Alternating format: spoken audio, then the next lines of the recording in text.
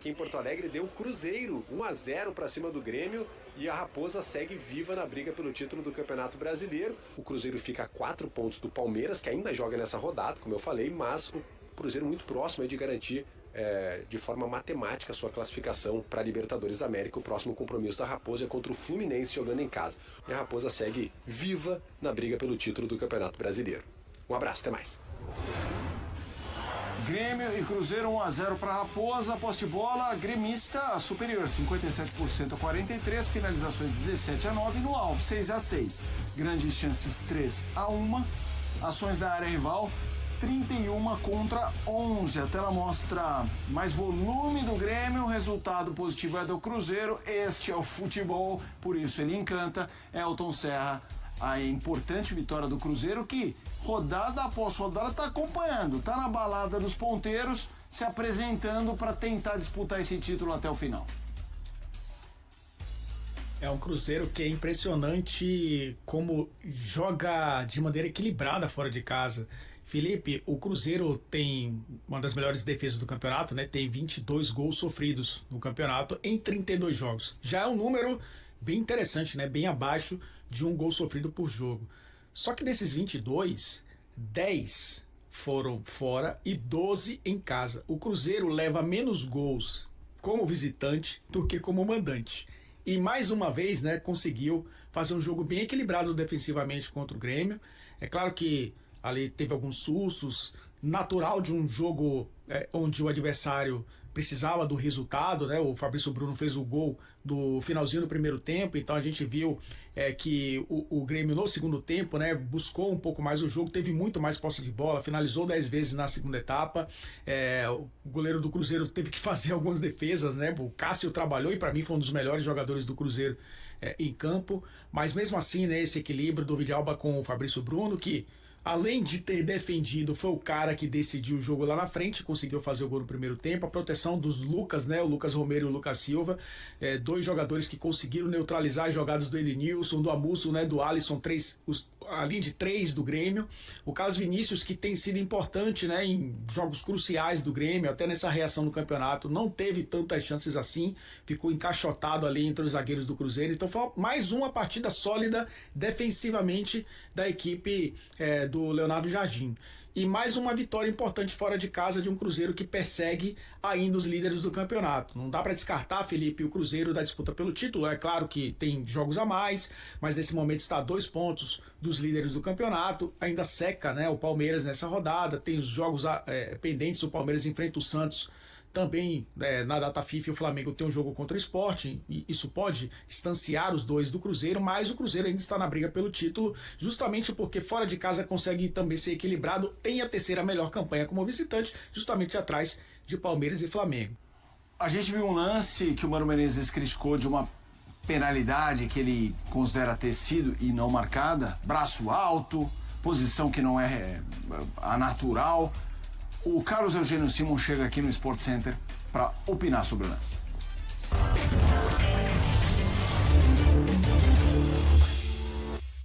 Isso não é pênalti. O jogador do Cruzeiro está desequilibrado e quando ele está descendo, o braço sobe. Totalmente acidental. Não foi pênalti. Papum! Carlos Eugênio Simon analisando o lance. Não foi pênalti na opinião do Simon, simplesmente árbitro de 3 Copas do Mundo. Se você analisar jogo a jogo, o Cruzeiro talvez seja favorito em todos eles. É isso, com o Cássio, é legal ver o Cássio voltar a se destacar bem, ele saiu sorridente ao fim do jogo, chegou para a entrevista com o dedo torto, né, que ele faz uma defesa pelo rabo ali, a bola quase entra, ele pega assim meio chão, bola pegando. A bola tá quase em cima da linha, ele consegue puxar, machuca o dedinho na hora. Ele chega na entrevista meio assim, o dedo meio torto lá, como de todo goleiro. Do Praz é quase aqui, do né? Praz E faz um grande jogo, Cássio, se candidata a estar na seleção da rodada. E ele, Felipe Diniz. E ele também, sexta-feira. Ele também foi outro que depois da chegada do Leonardo Jardim melhorou muito. Né? Emagreceu, ele né? vive, além de... Ele tá finão de shape. Vai bem mais magro. Só que realmente você vê, ele vivia um momento não bom, né? Nessa chegada. O Cruzeiro não vivia, na verdade, como elenco, e ele também não. Mas a chegada do Leonardo Jardim parece que trouxe ele, bancou ele tudo, e a resposta é do nível do Cássio. Né? É isso. Libertadores 2026. E o Pedrinho vai contratar pra vocês. Amigo. Pedrinho vai trazer, grandes jogadores, mais ainda para reforçar esse time maravilhoso. Sabe por quê? Porque Flamengo ou Palmeiras, um deles vai ser tetra, vai ser o Flamengo. E o Cruzeiro é bicampeão. Então ele vai buscar o tricampeonato para se juntar a Grêmio, Santos, São Paulo, Palmeiras, né? Que são tricampeões. E o Cruzeiro vai, né? Na Libertadores, você sabe que o Cruzeiro é rei de Copas. Lá na Europa tem um rei de Copas chamado Real Madrid. No Brasil tem um rei de Copas chamado Cruzeiro. Então, a Turossuta é o cabuloso. Jardim, uma vitória importante, convincente, diante de um adversário que aqui na Arena vinha levando dificuldades para quem ele enfrentava, e o Cruzeiro sai daqui com os 3 pontos, ainda para buscar aquela vaga direta na Libertadores, né? Vamos ver de camarote aí o que vai rolar. Parabéns. Boa noite. Não, acho foi uma vitória extremamente importante, porque sabíamos a dificuldade de jogar aqui contra o Grêmio. Há 8 anos, acho eu, que não ganhávamos. E hoje, através de um jogo positivo, apesar de existir alguns momentos que o adversário também nos criou alguma dificuldade, principalmente na parte final do jogo, um jogo mais direto, um jogo mais de duelos.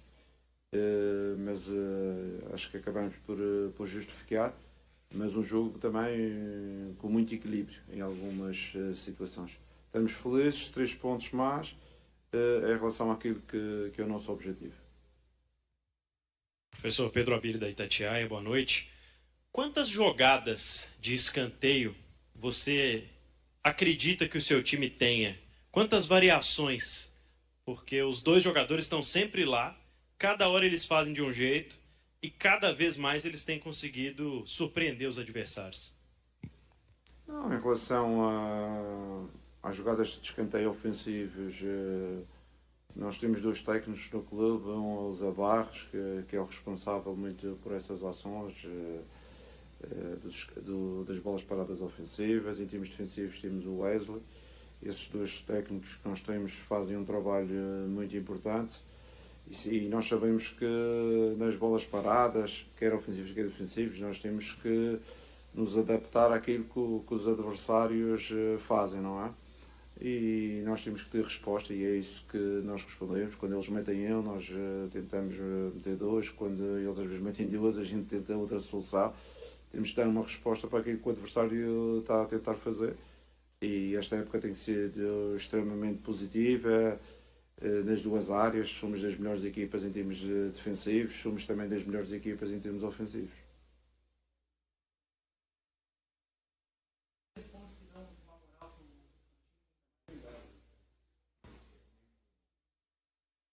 Agora sim. Professor, boa noite. 3 pontos que dão moral para o seu time, até mesmo alcançaram voos maiores no Campeonato Brasileiro. E o discurso internamente já é por briga pelo título, ou como você falou, né, o objetivo é garantir a vaga direta para a Libertadores? Em relação aos objetivos, antes disso quero agradecer esta torcida que esteve cá, muito longe de casa, e tivemos ali o apoio, tivemos muitos torcedores a nos apoiar. Também espero que no próximo jogo que o Fluminense consiga-nos encher o estádio, porque acredito que será um jogo muito importante para a gente certificar esta primeira classificação entre os primeiros 5 e depois da paragem ver o que é que pode acontecer. Em relação ao nosso discurso, é sempre o mesmo, é por isso que nós queremos agora conseguir este primeiro objetivo. Já disse isto desde o início, os nossos objetivos têm que ser sequenciais. Não podemos pensar num segundo objetivo, senão cumprimos o primeiro. E o primeiro ficou bem claro no dia da primeira reunião que eu tive com os jogadores, quando o clube me contratou, e com certeza que não vamos deixar de ter ambição se tivermos possibilidade de lutar por algo mais. Mas primeiro, com certeza, temos que consolidar esta posição, que é o acesso direto à Libertadores no próximo ano. Professor, boa noite. Queria que tu comentasse ainda sobre a convocação recente do Fabrício Bruno para a seleção e talvez a ausência do Caio Jorge nessa última lista, levando em consideração que ele é um dos artilheiros do campeonato. Obrigado. Eu não vou estar a comentar as ausências, porque o Brasil tem um técnico e o técnico com certeza toma as melhores decisões em prol daquilo que é o grupo dos jogadores que tem. Com certeza que temos outros jogadores dentro do clube que estão sempre nas pré-listas e são jogadores que estão a ser observados. Em relação ao Fabrício, fico feliz por ele. É um jogador que tem feito um campeonato excepcional. Com certeza que na última presença da seleção muita gente tentou meter em baixo, mas ele, como profissional que é, ele reagia após isso, fez bons jogos, porque no futebol existe uma coisa que é uma regra que eu tenho e que acredito. Não importa quantas vezes a gente caia, importa quantas vezes a gente vai se erguer. E só os grandes jogadores, os grandes profissionais é que têm esta capacidade de se erguer depois das quedas. E o Fabrício tem feito uma época extraordinária e é com mérito, e acho que o treinador da seleção sabe disso, sabe das suas qualidades e sabe que ele pode ser uma mais-valia para o grupo. Boa noite, professor. Vitor Bassotto, Rádio Antena Mix, aqui de Porto Alegre. Eu gostaria de explorar com o senhor o sistema defensivo, a compactação defensiva do teu time, né? Um dos times com a defesa mais sólida, que menos leva gols no campeonato. De que forma essa formação agregou para o jogo de hoje, consolidando os 3 pontos sem tomar gol, e principalmente para os próximos jogos, como o senhor avalia que esse retrospecto defensivo qualificado possibilita o Cruzeiro a firmar entre os 4 no G4. Muito obrigado. Em relação à nossa estrutura defensiva, uma das coisas que eu acredito é a equipa a defender em bloco e a atacar em bloco, e no caso defensivo toda a gente tem funções, uns de pressionar, outros de equilibrar, outros de ser a última linha, que é a parte defensiva. Eu lembro-me bem que o Cruzeiro era uma equipa altamente criticada defensivamente quando eu cheguei, que sofria muitos golos, teve 10 jogos ou 12 jogos no início da época sempre a sofrer golos, e eu falei com os jogadores, que disse que a função defensiva é da responsabilidade de toda a gente. O avançado, os médios, os pontas, toda a gente tem que estar imbuída no espírito defensivo, e é essa forma de nós estarmos que compactamos a equipa. E também em termos ofensivos, ainda hoje quem fez o gol foi um defesa central. Toda a gente tem que estar imbuída no espírito ofensivo também, seja na bola parada, seja no jogo a correr. E por isso é que somos uma equipa, e o nome diz isso, toda a gente tem que ter funções nas duas áreas. Ô Jardim, o Cássio, ele deu uma entrevista à TV Globo falando sobre todo esse processo dele. Hoje a gente vê aqui uma grande atuação dele, mais uma, né? E ele comentou sobre uma conversa que teve contigo para perder um pouquinho de peso. Como que vem sendo esse processo do Cássio, uma liderança, já conquistou muita coisa do futebol, tem uma certa idade e vem trabalhando aí com muita vontade para fazer esse Cruzeiro chegar nos seus objetivos. Eu sinceramente eu não conhecia muito o Cássio quando cá cheguei, porque também nunca tinha trabalhado aqui no Brasil. Mas conhecia o Vítor Pereira e terei informações com ele sobre o jogador, e ele deu-me as melhores informações. E depois, quando comecei a trabalhar, achei que ele estava acima do peso, e tive uma conversa muito sincera com ele. Se ele quisesse prolongar a sua vida desportiva, se ele quisesse voltar outra vez a um bom nível, porque na altura eu não estava muito bem, E ele abraçou a ideia e foi um campeão. Ele foi um campeão, ele perdeu quase 10 quilos. As pessoas dizem que ele está na melhor forma dos últimos 6, 7 anos.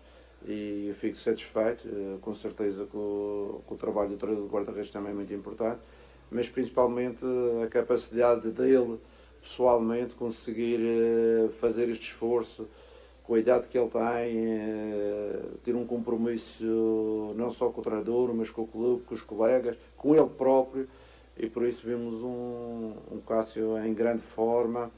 E parece uma criança, eu costumo dizer, ele agora já não tem 37, ele tem só 30 ou 29, porque ele está muito bem. Jardim, que características você destacaria dessa disputa que acabou se instaurando na ponta esquerda, né? Como a lesão do Wanderson, hoje você começa com Arroio, coloca o Sinisterra. O que esses dois jogadores podem oferecer individualmente para o seu sistema ofensivo? São dois jogadores, em princípio têm pés contrários, não é? Um é canhoto, outro é destro, mas são jogadores com qualidade técnica. São jogadores que ainda não vivem os seus melhores momentos, porque são jogadores que, por um motivo ou outro, jogaram pouco ao longo da época, um por lesão, outro por opções, mas são jogadores que nós acreditamos que no presente já nos estão a ajudar, mas no futuro vão ser mais competitivos e ainda vão ser melhores. Obrigado a vocês. Durante o Conselho Técnico do Campeonato Mineiro de 2026, realizado na tarde desta quarta-feira no Mineirão, o Cruzeiro apresentou um pedido à Federação Mineira de Futebol, FMF, que a arbitragem dos clássicos contra o Atlético seja de fora do estado. Nesta edição, está previsto ao menos um duelo entre as equipes, na Arena MRV. A solicitação foi confirmada por João Pedro Castro, advogado e representante da SAF Celeste na reunião, que contou com a presença dos 12 clubes participantes. Também representaram o Cruzeiro proprietário, Pedro Lourenço, e o executivo de comunicação, Bruno Faleiro.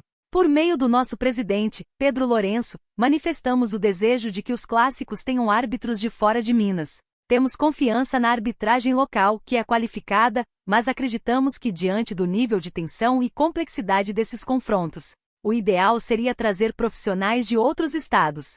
Fizemos o pedido formal para registro em ata e agora aguardamos o retorno, explicou João Pedro. A FMF, por sua vez, mantém como preferência a utilização de árbitros mineiros em todas as partidas, mas demonstrou abertura para discutir o tema. Caso o Atlético não concorde com o pedido, a definição poderá ser feita por sorteio. Buscando equilíbrio, a federação alterna o mando dos clássicos a cada temporada. Em um ano, o Cruzeiro é o mandante, no seguinte, o Atlético. Em 2025, o duelo da fase classificatória foi realizado no Mineirão, com vitória do Galo por 2-0. Durante o encontro, também foi definido o formato do módulo I do Campeonato Mineiro de 2026, que terá uma data a menos. A competição começará em 10 de janeiro e terminará em 7 ou 8 de março. O regulamento seguirá praticamente o mesmo, 12 clubes divididos em 3 grupos, enfrentando apenas os times das outras chaves. Os líderes de cada grupo e o melhor segundo colocado avançam às semifinais, disputadas em ida e volta. A principal mudança será na decisão, que acontecerá em jogo único. E aí, galera, o que acharam? Deixem suas opiniões nos comentários. Não se esqueçam de deixar o like, se inscrever no canal e ativar o sininho para receber as notificações. Até mais, Nação Celeste! Vamos pra frente!